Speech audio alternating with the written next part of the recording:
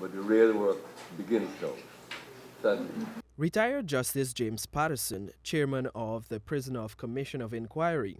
Monday, May 9 was the last day for the closing arguments for the public inquiry before the body compiled its final report to be handed over to President David Granger.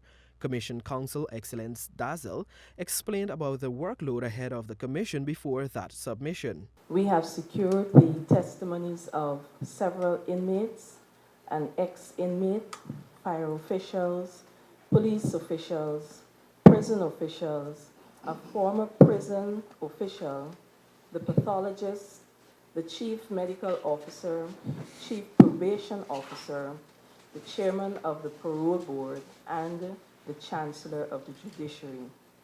The commission has before it several reports and other materials which it will be utilizing in conjunction with the previously mentioned testimonies to formulate its report. Civil and human rights lawyer Selwyn Peters over the weekend submitted a 97-page document on behalf of the Ghana Prison Service to the COI.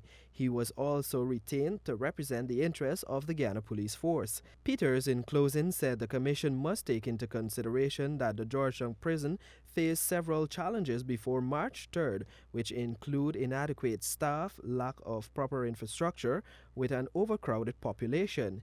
He even cautioned about misleading evidence he felt was given by inmates before the commission. Peters said officers did the best they could have done on the day in question, and it would have been a suicide mission if the officers attempted to get inmates out of the fire.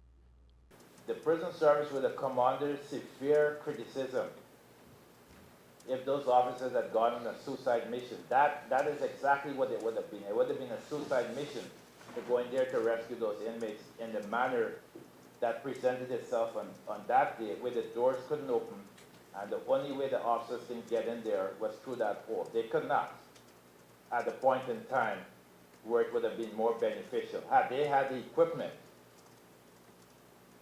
and had they had the resources, had they had the manpower to dominate that living unit, perhaps they could have gone in. It would have been a hand-to-hand battle with inmates.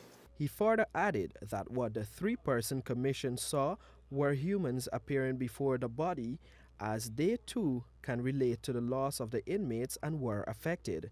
The COI will now have up until May 31 to submit its findings and recommendations after beginning its work on March 11.